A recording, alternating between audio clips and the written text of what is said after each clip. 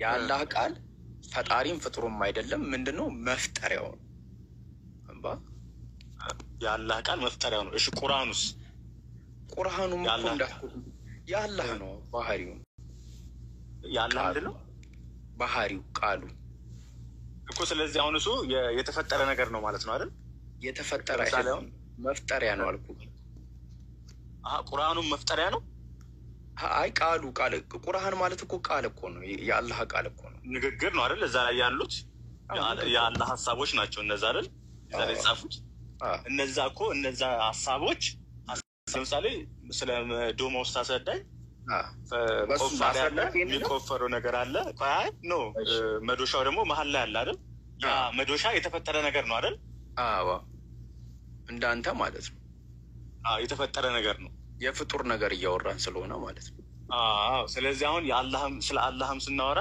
ያኛው ቃል አላህ ያ ቃል ቁርአን ላይ ያለው ቃል የተፈጠረ ነው ወይስ ያልተፈጠረ ነገር ነው እያልኩ ያለሁት እኔ አዎ እንዳልኩክ የተፈጠረ ነገር ከሆነ ያው ከለታት አንድ ቀን የመጣ ነገር ነው የሚሆነው ይሄ ደግሞ በአላህ ባህሪ ውስጥ የሌለ ነገር ነው ገባክ አይደለ ፈጣሪ ነው እንዳንለው ደግሞ ያው ከአላህ ተነጥሎ ምንም መፍጠር አይችልም ግን ይሄ የአላህ ቃል ከመጀመሪያው ከአላህ ጋር የነበረ ነው ከመጀመሪያው ማለት ነው ምክንያቱም አላህ ከለታት አንድ ቀን ተነስቶ የሚኖረው ነገር የለም ሁሉ በሁሉ ከመጀመሪያው ጀምሮ ከሱ ጋር ያለው ነገር ነው ገባካ እንጂ አላህ ከለታት አንድ ቀን ተነስቶ ይሄ ነገር እኮ አለኝ ብሎ ዲስከቨር የሚያደርገው ነገር የለም ምክንያቱም ሙሉ የሆነ አምላክ ነው ያለን ስለዚህ ይህ የአላህ ማለት የቁርአን ቃሉ ማለት ነው ለኛ ጊዜውን ደርሶ ወደኛ መጣ እንጂ መጀመሪያም በአላህ የነበረ ነው ከአላህ ጋር የነበረ ነው ግን ማንነት የለውም ገባካ ይሄ በቃ ባህሪ ነው አላህ ይናገራል በቃ ያንን ስለዚህ ቁርአኑ አሁን ለምሳሌ በነብዩ መሐመድ አማካኝነት ነው የወረደው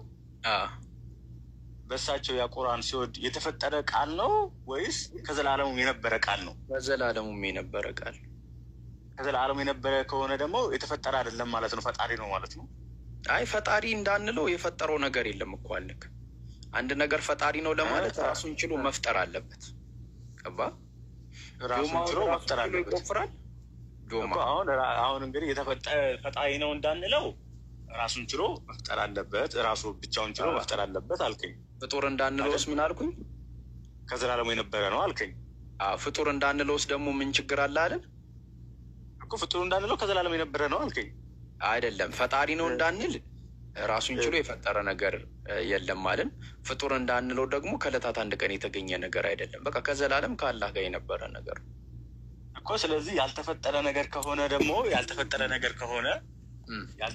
ነገር ከዘላለሙ የነበረ ነገር ከሆነ ራሱን ችሎ ፈጣሪ ነው ልንለው እንችላለን ማለት ነው አይ ራሱን ችሎ የፈጠረው ነገር የለም ሲጀመር ማንነትም የለም እኮ አልኩ ባህሪ ነው አልኩ ሀቢቢ እኮ ያ ከዘላለም ጀምሮ ከነበረ እሺ ላስረዳክሽ በአንተ ሃይማኖት ወስጄ ላስረዳ እግዚአብሔር ብርሃን ነው በእርሱ ዘንድ ብርሃን አለ የእኛን ተወቀ የእኛንማ በቃ አልተግባባንበትም እኮ አይደለም እኔ አሁን ተመሳሳይ ነገር ላስረዳክ ነው እኔ እንድትረዳው ነው እንጂ እኔ ክርስቲያኖስ ገብቼም ላስረዳክ አይደለም ግን ሐሳቡን እየተረዳኩ አይደለም ስለዚህ እዙ ለብታስረዳኝ ደስ ይለኛል እኔ በቃ የአላህ ቃል ወይ ደግሞ ቁርአንም ሊሆን ይችላል የአላህ ባህሪ ነው ቁርአን ስንል ባይዘው መጽሐፉን አይደለም ቃሉን ነው እያወራን ያለን ቃል እሱማ የታተመ ነገር ነው እሱ በቃ ባህሪ ነው የአላህ ባህሪ ነው የአላህ ባህሪ ደግሞ ከመጀመሪያው ጀምሮ የነበረ ነው ከእርሱ ጋር እኮ የአላህ ባህሪ ከሆነ ማለት ከአላህ ጋር እኩል ተወት ያለው ማለት ነው ለምን ኦቶሪቲ ያለው ማለት ነው ባህሪው ነው አልኩህ እኮ በባህሪ ይመሳሰላሉ አይደል ከማን ጋር ነው የሚመሳሰሉት ይሄ ቃሉ ይሄ አሁን የወረደው ቃል ነው እኮ አልኩህ ግዳንዬ ቃሉ ማን ነው ታውቃለህ የአላህ ቃል እኮ ማን ነው ምንድነው አላልኩህም ምንድነው ካልኩህ የአላህ ቃል ነው ማንነቱ ማን ነው ከዘላለሙ ነበረ ስላልከኝ እኮ ማን ዓለሙ ነበረ ስለዚህ አልተፈጠረም ማለት ነው እኮ ከዘላለሙ አልነበረም ያልኩህ ማን ነው ከአላህ ጋር የነበረ የአላህ ንግግር እሱማ ምንነቱ ነው እኮ ማንነቱን የጠየቁህ ከኔ ማን ነው ማንነት አለው ማን ነው ስንልማ ይሄው ቁርአኑ ነው እኮ ወረደ እኛ ጋር አይደለም እሱ የወረደው ቃል ነው የወረደው ቃል ደግሞ ምንነት ነው ማን ነው ስልክ ይሄ የአላህ ንግግር ከአላህ ተነጥሎ የራሱ የሆነ ማንነት አለው ወይ እኔ ማለት ይችላል ወይ እኔ ከአላህ ጋር ነበርኩ ማለት ይችላል ወይ ነው ጥያቄው አንተ አልከኛ ነበረ ከዘላለሙም አልከኛ እኮ የአላህ ባህሪ ሆኖ ነው አላህ ከለታት አንድ ቀን ተነስቶ የሚኖረው ነገር የለም ሙሉ የሆነ አምላክ ነው ሁሉም ነገር ያለው አምላክ ነው አልኩህ ይሄንን እኮ ረሳኸው እኔ አሁን ተመሳሳይ ሀሳቡን መረዳት ከፈለክ በጣም በቀላሉ ላስረዳክ ብዬ ጠየቁ ከአትግባ ስላልከኝ እንጂ አሁን ለምሳሌ እንትን ትንቢተ ዳንኤል አይ ቲንክ ምዕራፍ 22 ቁጥር 2:22 ላይ ነው መሰለኝ በእግዚአብሔር ዘንድ ጨለማ የለም ብርሃን ከእርሱ ዘንድ አለና ይላል እና እግዚአብሔር ብርሃን እንደሆነ ይናገራል። ገባካ? ስለዚህ ይሄ ብርሃን ፍጡር ነው ፈጣሪ ነው ብልክ ምንድን ነው መልስ ከአንተ ማለት?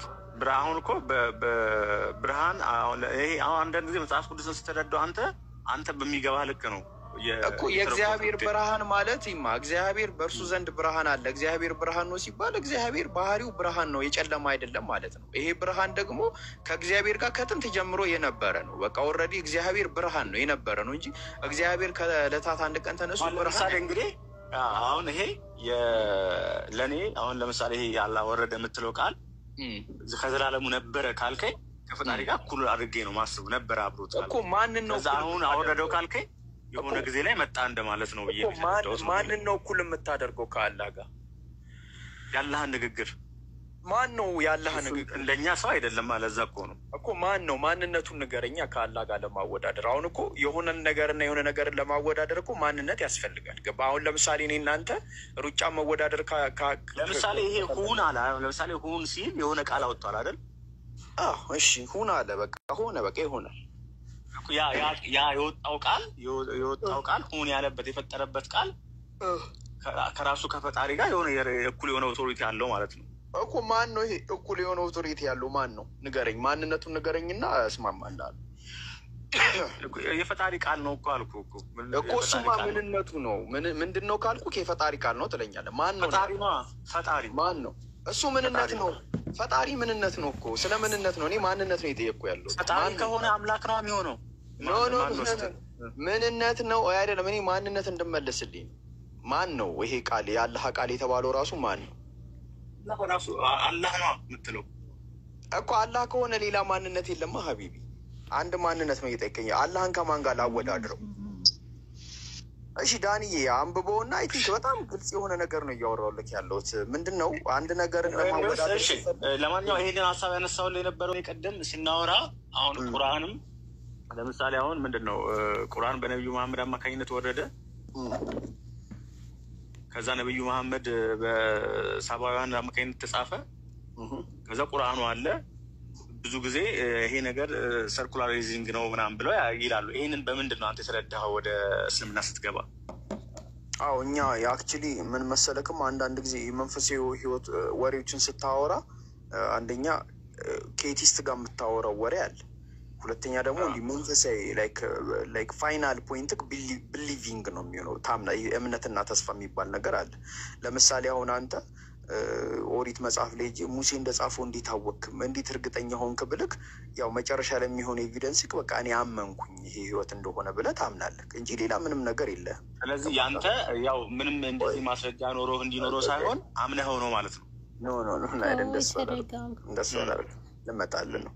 ከላይፍ ኤክስፔሪንስ አንጻር እኔ ህይወቴ ላይ ካለኝ ጥያቄ አንጻር ቁርአን ሁሉንም መልሶችን መልሶልኛል። በቃ አይደለ ስለመለሰልኝ አምኜዋለሁ። እሺ እንደዛ ካልክ እኮ ሁሉን ነገር የሚመልስልህ ሌላ ነገር ብታገኝስ? አንድ ፈጣሪ አለ ብሎ ከዛ የሆነ ነገር አውርቶልህ ግን ከዚህ በተሻለ ሁሉን ነገር የሚመልስልህ አይነት ነገር ብታገኝስ? I'm ready to believe. Why not? Really? Yeah. ሰው የተሻለ ነው ማለት ከዚህ በኋላ ምንም ልልህ አልችልም አንተን ማለት ነው። ምን አሰላሙ አለይኩም ነው ማለት ከዚህ በኋላ ምንም ልልህ አልችልም። አንድ ጠይቄ ልውጣ በቃ እኔም ጥያቄ መመለስም ማለት እንደዚህ እኮ ሰዓቱም ሄደ። እናያለን። ምን መሰለክማ አንድ መንገድ ያለው እውነት ነቢያቶች ሲመላለሱበት የነበረው እውነት አንድ አምላክ የሚመለክበት እምነት። ነቢያቶችማ መሐመድን አንድም ቦታ ነቢዩ መሐመድን ጠቅሰዋቸው ማያውቁ። እስቲ ወላሂ አንድ ጥቅስ ልስጥና እስቲ ይዘህልኝና ዕንባቆም 3:3 እስቲ ለማን እንደተጻፈ ይዘህልኝና አስረዳኝ።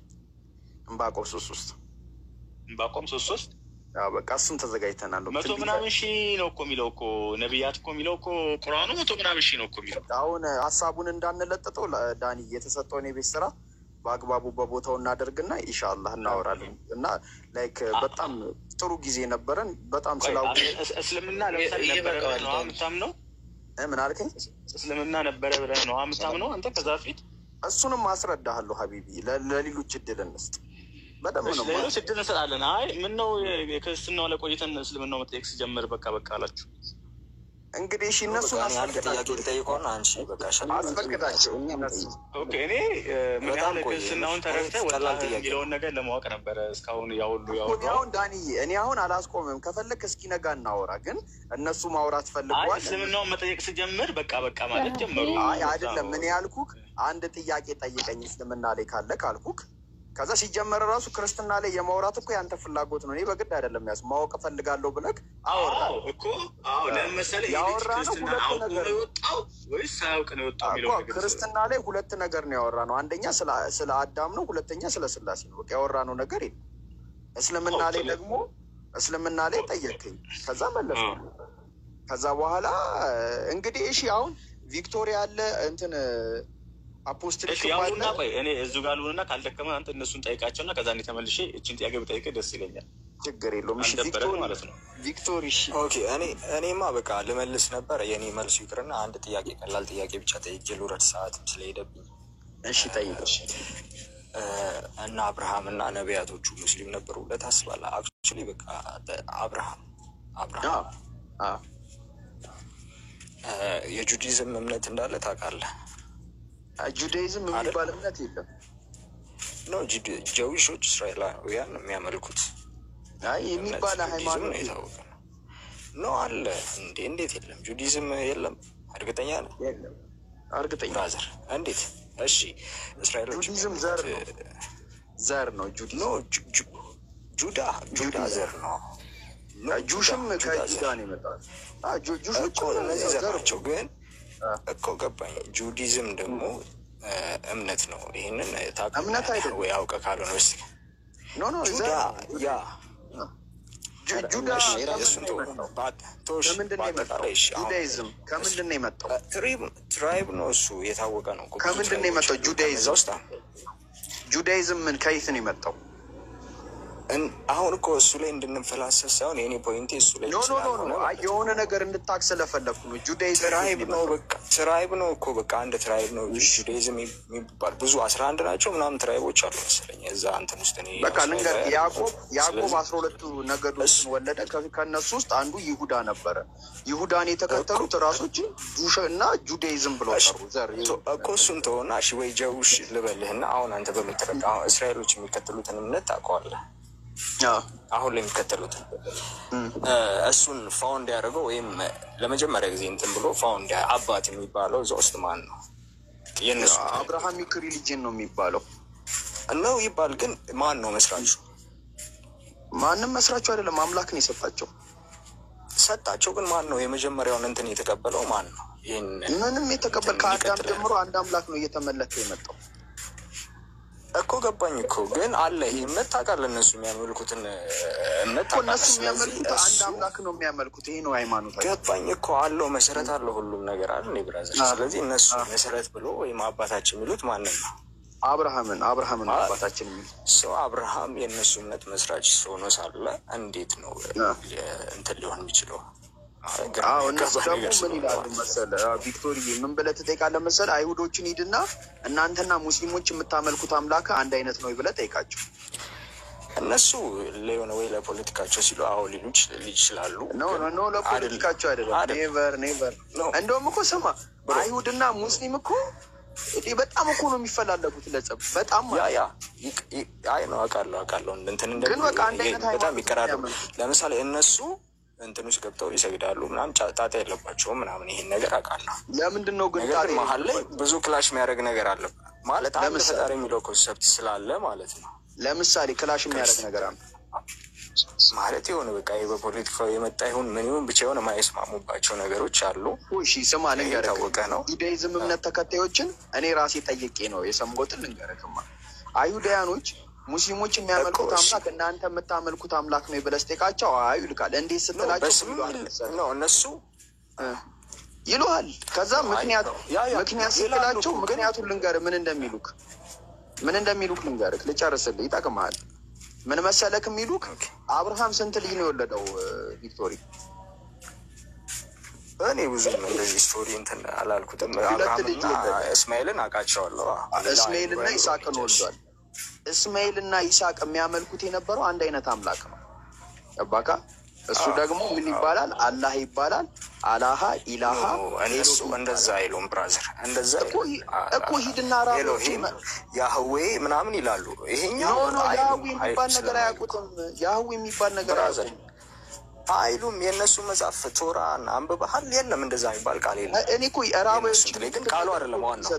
አራባዮች የሚሉት ገባኝ። ቃሉን እነሱ አይጠቀሙትም። ለምን አሁን ላይ መረጃ ታዲያ እነሱ ብሮ ቆይ አንዴ መረጃ ልክፈትልህ። እሱ ወይ ልስጥክ አንዴ በጨበጣ ከምንወር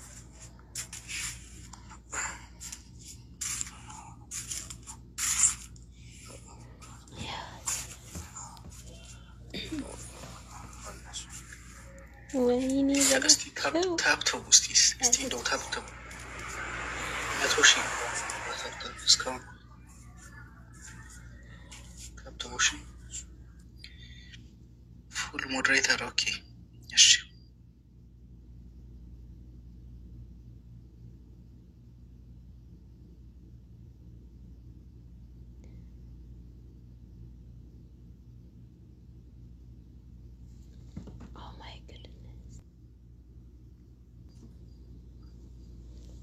ሰውየው የለም። አፖስቶል እሺ እንትን ሰዓሊ ዲያቆን አይ ቲንክ እሱ ነው ቀድሞ የመጣው። ዲያቆን ይቀድማሉ። ቀጥል ዲያቆን።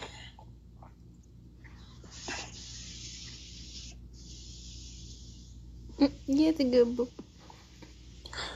እሺ በድጋሚ እንደምናመሻችሁ። ሰላም ለእርሶ ይሁን። እንዴት ነት? እንኳን ደህና መጡ።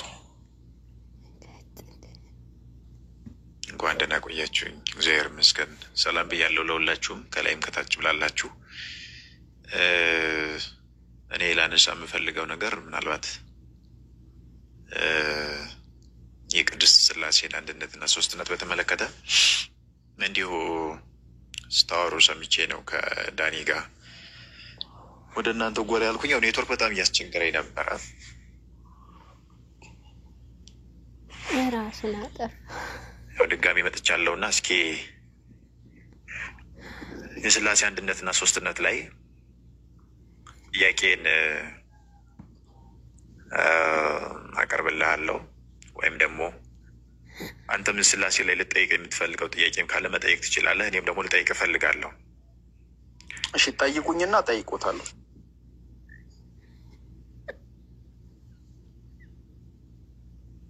እሺ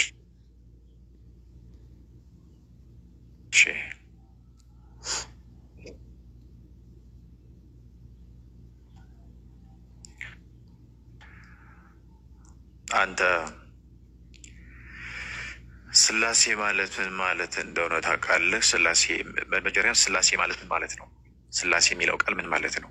እሱን መለስልኝ። ትርጉም ማለት ነው። ሥላሴ ማለት ምን? ሥላሴ ማለት ግዕዘኛ ወርድ ነው። ሰለሰ ከሚለው ወይ ደግሞ ሶስት አደረገ ከሚለው የመጣ ቃል እና ምን ማለት ነው? ሥላሴ ማለት ሰለሰ ወይ ደግሞ ሶስት አደረገ እኮ። ሰለሰ ሶስት አደረገ ካለ ሥላሴ ማለት ደግሞ ምን ማለት ነው? ሰለሰ ነው የዛ ትርጉሙ። ሰለሰ ሶስት አደረገ ነው። ሥላሴ ደግሞ ምን ማለት ነው? ኦኬ ሥላሴ ማለት አንድ አምላክ በሶስት አካል ሲገለጽ ማለት ነው። ይህ ማለት አንድ አምላክ ማለት በመመለክ ዓለምን በመፍጠር ዓለምን በማሳለፍ ዓለም ላይ በመፍረድ አንድ ሲሆኑ፣ ሶስትነት ማለት ደግሞ በአካል በግብር በመልክ በስምና ያው በቃ በእነዚህ ነገሮች ሶስት መሆኑ ማለት ነው። ይሄ ማለት ሥላሴ ይባላል። አይ እሱን አይደለም እኔ የጠየኩህ። አሁን አንተ ስለ አካላት ነው እየነገርከኝ ያለው፣ ስለ አካላት ሶስትነት፣ በአካላት ውስጥ ያለውን ደግሞ አንድነት ነው እየነገርከኝ ያለው። እኔ የጠየኩት እሱን አይደለም። መጀመሪያ ሥላሴ ማለት ምን ማለት ነው ስልህ፣ ሥላሴ ማለት ሰለሰ ከሚል የግዕዝ ቃል የወጣ ነው። ትርጉሙም ሶስትነት፣ ሶስት አደረገ ማለት ነው አልከኝ። ሥላሴ የሚለው ሰለሰና ሥላሴ ይለያያል። በነገራችን ላይ ሶስት አደረገና ሥላሴ፣ ሰለሰና ሥላሴ ይለያያል አይደል ስንጽፈው ራሱ።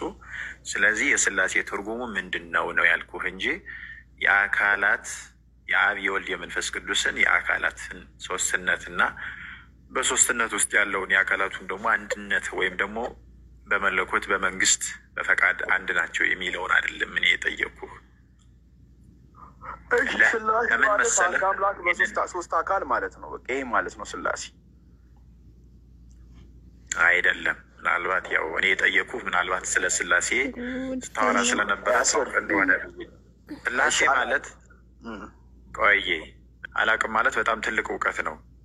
ስላሴ ማለት እንደሱ አይደለም። አንተ እንደተናገርከው አይደለም። አሁን አንድ ሰው ስለ ስላሴ ከማውራቱ ወይም ደግሞ ስለ ስላሴ አንድነት ስላሴ ምን እንደሆነ ይንገሩ እንዲያውቁን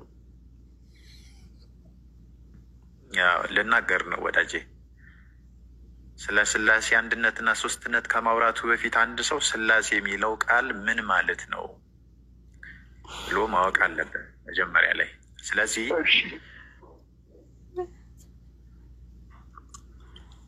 ይቀጥሉ፣ እየሰማን ነው። ኔትወርክ እንዳይሉ ብቻ አይ ቲንክ ኔትወርክ ይዟቸዋል። ስላሴ ማለት ስላሴ ማለት ሰለሰ ሶስት አደረገ ከሚል የግዕዝ ሰርዌ የወጣ ነው። አይሰማም ወይ? ይህንን ከሆነ ያሉት እኔም ይህንን ብየዋል። ይሰማቸዋል። አልሰሙኝም እንጂ ይህንን እኔም ብየዋል። የሚደግሙት እኔ ደግሞ አዲስ ነገር ሊነግሩ ነው ብዬ መጠበቅ። ኔትወርኩ አሪፍ አይደለም። አይሰማም ወይ? ቆይ እንጂ እኮ ቆይ እንጂ መቼ አወራሁ? አልተናገርኩም። እሺ ቀጥሉ፣ እየሰማን ነው። ሶስት አደረገ ማለት አይደለም የስላሴ ትርጉሙ። የቃሉ የሱ የስላሴ መገኛ የሆነው ሰለሰ የሚለው የቃሉ ትርጉም ነው እንጂ የስላሴ ትርጉም ሶስት አደረገ አይደለም። አንተ አልተናገርከውም እንደዛ ብለህ። አንተ ሰለሰ የሚለውን ነው ሶስት አደረገ ያልከኝ። ስላሴ ማለት ግን ሶስትነት ማለት ነው። ሶስት አደረገ ማለት አይደለም። ስላሴ ማለት ሶስትነት፣ ሶስት አይደለም። ሶስት አደረገም አይደለም። ምንድነው? ሶስትነት ማለት ነው ቃሉ ሲተረጎም። ስለዚህ ስላሴ ማለት ሶስትነት ማለት ከሆነ ሶስትነት ማለት ምን ማለት ነው ሚለውን ስናይ ቃሉ ራሱ የሚነግረን ሶስት የሆነ አካል በአንድነት ዞሮ የሚገለጥ ሶስት የሆነ አካል ማለት ነው። ሶስትነት ማለት ሶስት ማለትና ሶስትነት ማለት ይለያያል። ስለዚህ ስላሴ ማለት ሶስት አካል ያለው ነገር ግን በአንድ መለኮት፣ በአንድ መንግስት፣ በአንድ ፈቃድ ያለ እና የሚገለጥ ማለት ነው። እንግዲህ ስላሴ ማለት በአጭሩ ቃሉ ሲተረጎም እንደዚህ ነው። አንድነት፣ ሶስትነት የሚለው ደግሞ የራሱ የሆነ ትርጉም አለው፣ የራሱ የሆነ መጽሐፍ ቅዱሳዊ ማስረጃ አለው እና ይህ ነው። ጥያቄ አለህ በሶስትነቱና በአንድነቱ ላይ? ወይኔ እሺ፣ የለኝም። ያው ጥሩ ነገር ነው የገለጡልን። እሺ ቀጥሉ። ስለዚህ ስላሴ የሚለው ቃሉ እንደዚህ ነው። ከዛ በኋላ ግን ምናልባት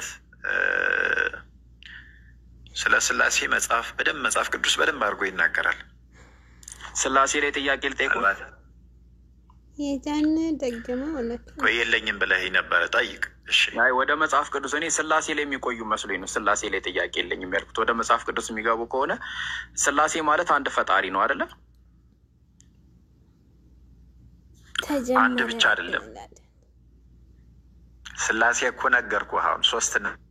አይ አይደለም። ስላሴ ስንት ፈጣሪ ነው ማለት ነው ብያለሁ።